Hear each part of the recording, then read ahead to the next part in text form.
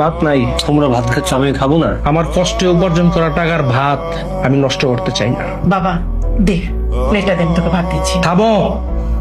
তুমি ভুলে যেও না, এই সংসার এখনো আমার কথায় চলে। তুমি যদি ওকে ভাত দাও তাহলে ওর মতো তোমাকে ওই বাড়িতে না খেয়ে থাকতে হবে। মামুন ভাই একটা টেনশন না, পরে দিন না।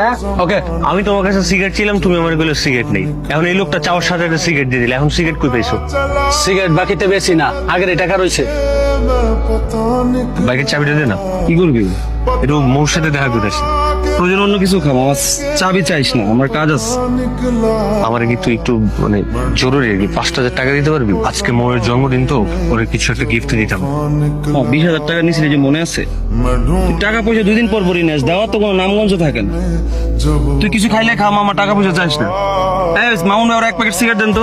না লাগবো না, থাক। এইটা তো